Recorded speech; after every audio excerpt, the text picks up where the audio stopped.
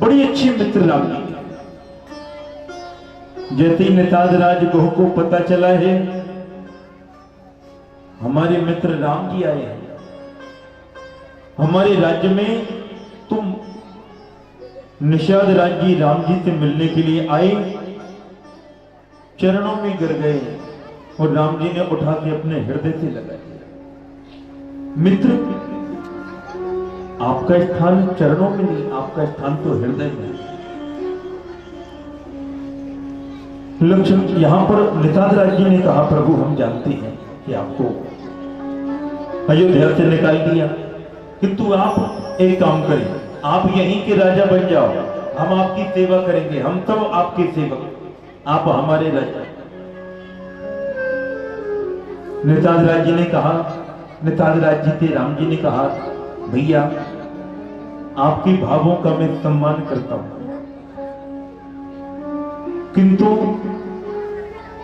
राजा बनना तो बहुत दूर की बात है, मैं इन 14 वर्षों की अवधि में किसी नगर में भी प्रवेश नहीं कर सकता। एक बट वृक्ष के नीचे व्यवस्था कराई है, वहीं पर रात्रि में राम जी और पिताजी ने विश्राम किया है। प्रातःकाल भगवान श्री राम जी ने दूध, बरगद का जो दूध निकलता है, रस निकलता है, वो मंगाया है। यहां कोई समझ नहीं पाया कि किस लिए मांगा है। बरगद का वो दूध अपने काले घुंघराले सुंदर बालों में जब वो लगाया है तो देखते देखते राम जी के सुंदर केश जटा के रूप में परिवर्तित हो गए, लक्ष्मण जी के केश जटा के रूप में परिवर्तित हो गए।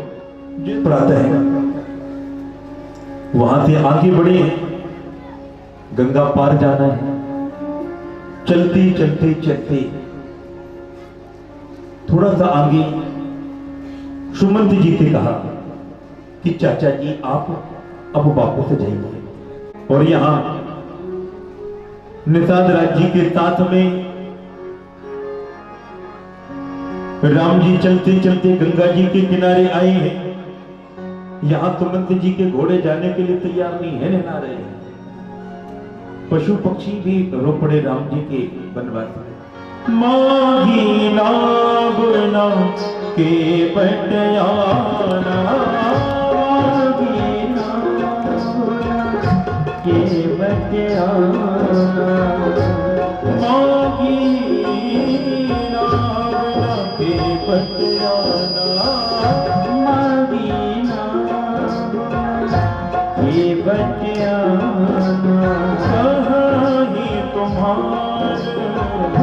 मरम में जाना, कहीं तुम्हारे मरम में जाना,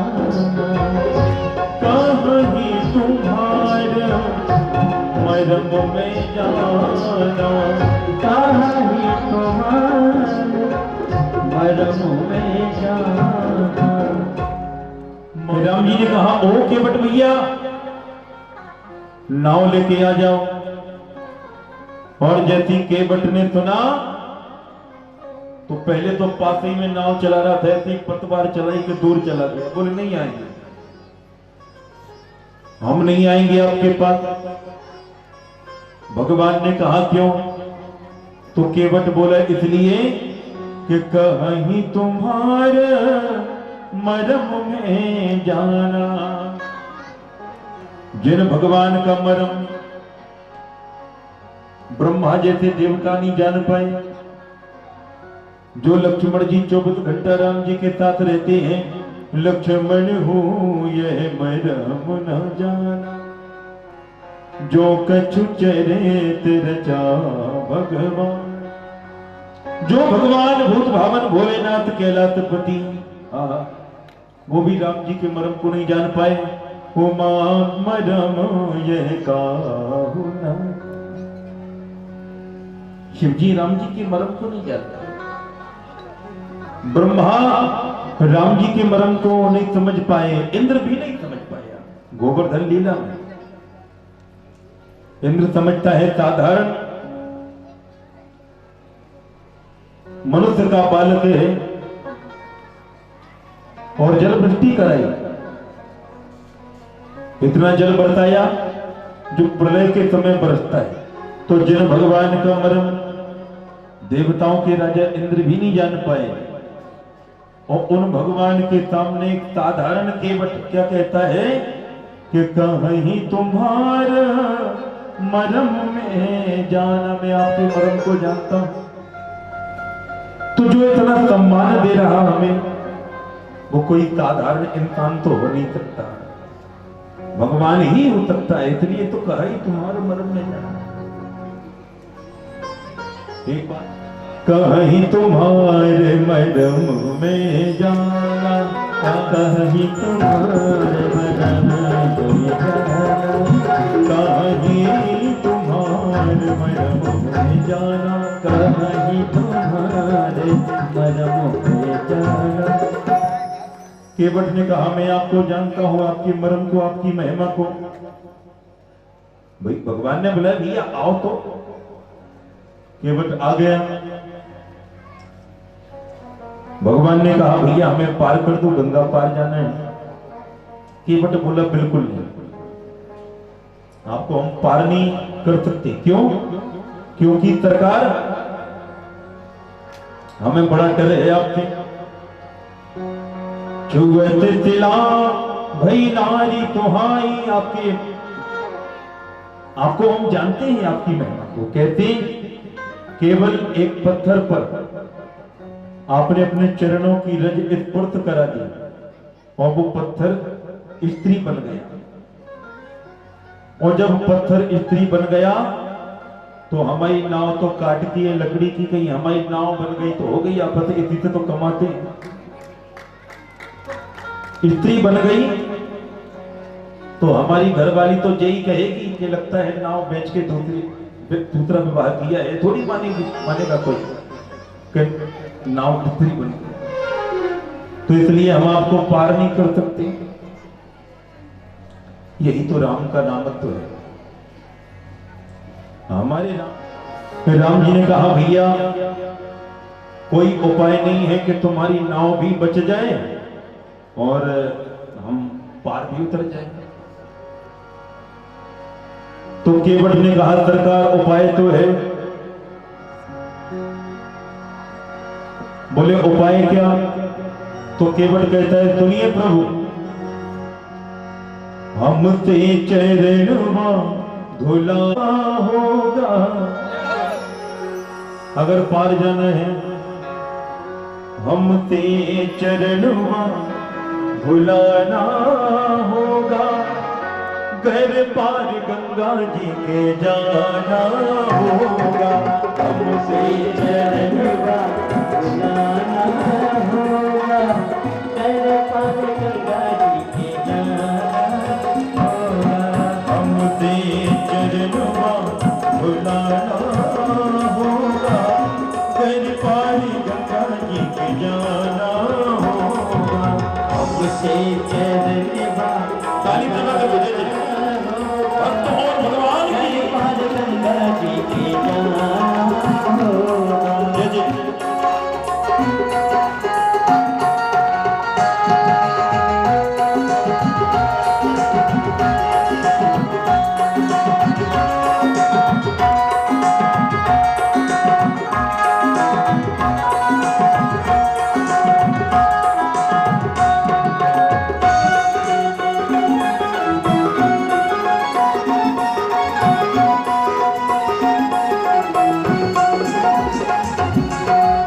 हमने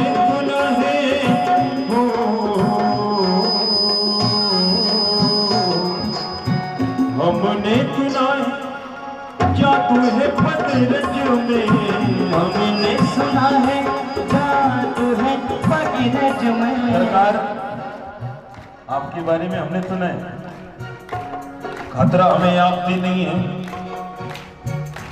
खतरा आपके चरणों की रज से। हमने सुना है जादू है पगरज में। हमने सुना है जादू है पगरज में। पत्थर को स्त्री बनाने की कलरज में। पत्थर को स्त्री बनाने की कलरज में। बोले उपाय ये है, चरणों की रज को भुलाना होगा, चरणों की रज को भुलाना होगा, गर पार गंगा जी के जाना होगा, हमसे चरणों भुलाना होगा, गर पार गंगा जी के जाना होगा, गर पार गंगा जी के जाना होगा, गर पार गंगा जी के जाना होगा। सरकार, मुझे शपथ है महाराज दशरथ की, आपके पिताजी की और आपकी।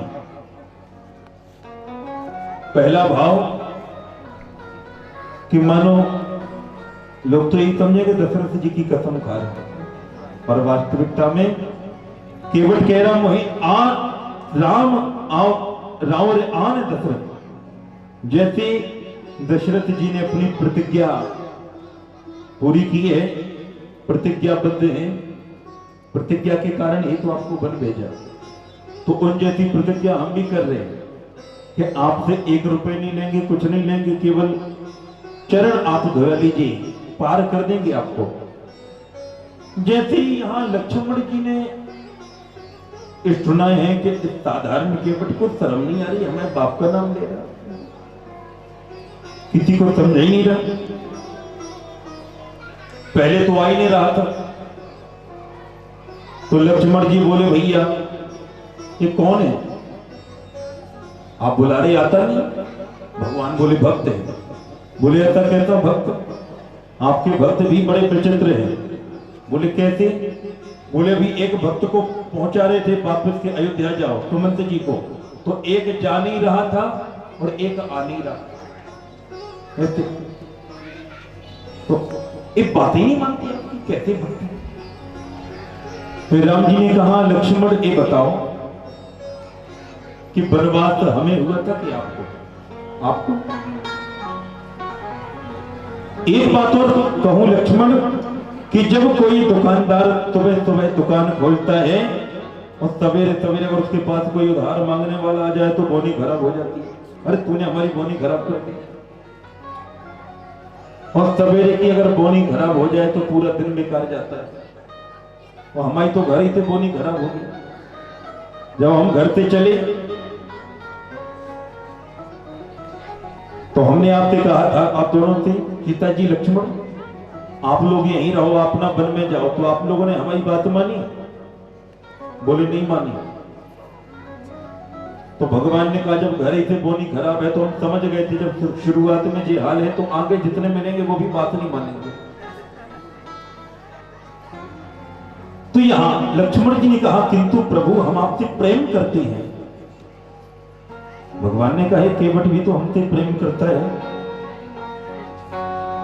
राम लक्ष्मण जी बोले तुम्हें प्रेम दिखाई नहीं देता।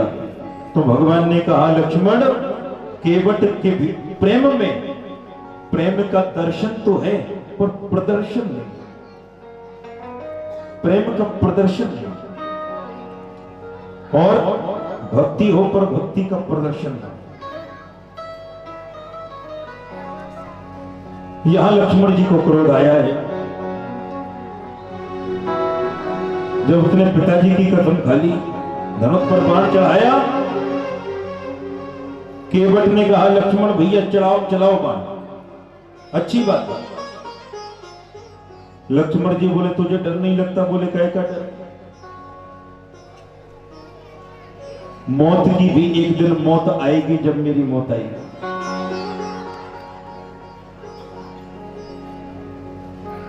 कहे आज मर भी रहा तो कहां, गंगा जी के किनारे,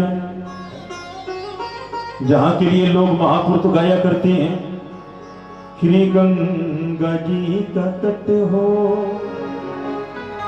यमुना का बंशी बट हो। जब अंत समय आए मेरा तावरा निकट हो, जब प्राण तन से निकले गोविंद नाम लेकर गोपाल राम ले गए जब प्राण तन से निकले। बोले जो महापुरुष गाया करते हैं आज वही मर कहां रहा, गंगा जी के तट पर। और महाराज लक्ष्मण जी ने कहा कि मारो बाण।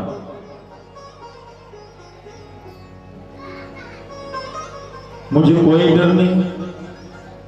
किसी ने कहा आगे क्या होगा, बोले आगे ये होगा कि लक्ष्मण जी के ऊपर 300 तो लगेगा और एक केस जाएगा अदालत में, और वहां पे अदालत में जब पूछा जाएगा कि किसने मारा, तो राम जी के छोटे भैया ने किस अपराध में मारा, तो यही आएगा कि बस राम जी के चरण धोना चाहता था, इतना था। कहां पर मारा, गंगा जी के किनारे। कोई गवाह, तो देखो लक्ष्मण भैया गवाह में यही सीता जी और राम जी दोनों खड़े हैं, इन्हीं को गवाही देनी पड़ेगी। बड़ी यहां पर विचित्र बातें होती हैं। लक्ष्मण जी भी शांत हो गए। राम जी ने कहा भैया तुम ऐसा काम करो कि जिससे तुम्हारी नाव बच जाए, हम भी पार हो जाएं। तो केवट ने कहा प्रभु जल हमसे कहो कि हमारे चरण धो, हमसे ऐसा कहो। मोहि पद पदम पखारन कहा हूं। राम जी बोले बा हम क्यों कहें, धो लो। इतने सारे लोगों ने हमारे चरण धोए, हम हर किसी से कहते फिरे क्या कि हमारे पांव धो लो, और हम आपसे कहेंगे तो अजीब नहीं लगेगा। तो यहां पर केवट ने कहा सरकार, जिसने भी जिन जिन ने आपके पांव पखारे होंगे उनकी अपनी गरज रही होगी, और गरज क्या कि उन्हें भव सागर से पार जाना होगा, इसलिए पांव पखारे होंगे। लेकिन यहां गरज हमारी नहीं आपकी है, क्योंकि अभी आपको पार जाना है, हमें पार नहीं जाना। इसलिए तो जाना था गंगा पार प्रभु के बट की नाव चढ़े, जाना था गंगा पार प्रभु के बट की नाव चढ़े। कभी कभी भगवान को भी भक्तों से काम पड़े, कभी कभी भगवान को भी भक्तों से काम पड़े। जाना था गंगा पार प्रभु के बट की नाव चढ़े, जाना था गंगा पार प्रभु के बट की नाव चढ़े, जाना था गंगा पार प्रभु के बट की नाव चढ़े, जाना था गंगा पार प्रभु के बट की नाव चढ़े। यहाँ पर राम जी ने कठोता में चरण स्पर्श होंगे तो आदमी बनेगा, कहीं कठौती ले आए तो दिक्कत, बड़ी मुश्किल में तो गुजारा हो रहा। तो यहां चरण धोए, जैसी पहला चरण धोया राम जी ने, जैसी नीचे रख लिया, केवट बोला पूरा बेकार कर दिया। बोले कैसे, बोले आपने नीचे रख दिया अपना चरण, अब उसमें तो रज लग गई, सारी समस्या को चरणों की रज की है। बोले फिर, केवट ऐसे बैठ गया, एक काम करो सरकार, जो भी चरण धो जाए अपना चरण यहां रख दो। केवट के घुटने पर भगवान ने एक चरण रख दिया।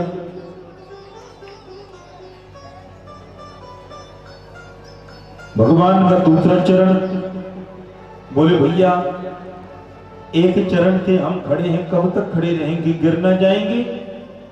तो केवट ने कहा तो अच्छा गिरने का डर, एक काम करो, अपना हाथ हमारे सर पे रख लो। जो भगवान सारे संसार के प्राणियों को गिरने से बचाते हैं, आज उनका भक्त, साधारण भक्त भगवान को गिरने से बचाता है। चरण भी पवित्र करवा लिए, सर भी पवित्र करवा लिए, चरण धोए हैं, राम जी को नाव में चढ़ाया है। जैसे ही किनारा आने वाला होता, ऐसी पतवार चलाता कि फिर से नाव बीच में पहुंच जाती। फिर किनारा आने वाला होता, फिर नाव बीच में ले जाता। राम जी ने कहा भैया ऐसे काहे को घुमा रहे, हमें बीच मझधार एक ही बार में पार कर दो। तो केवट बोले आ गई समझ में। राम जी बोले क्या? केवट ने कहा सरकार आप भी तो हम लोगों को संसार के मझधार में भटकाते हो, एक बार में आप क्यों नहीं पार करते? आप चाहो तो आप भी पार कर सकते हो एक बार, पर आप भी तो नहीं करते, आप भी खूब भटकाते हो। आज खुद की बारी आ गई। अंत में केवट ने पार किया है।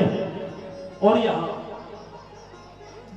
जैसे राम जी की इच्छा हुई कि हम कुछ दें, तो सीता जी समझ गई। सीता जी ने अपनी अंगूठी उतारी, राम जी को दी है और जैसे केवट को देने लगे, केवट ने कहा सरकार आपसे कुछ नहीं चाहिए।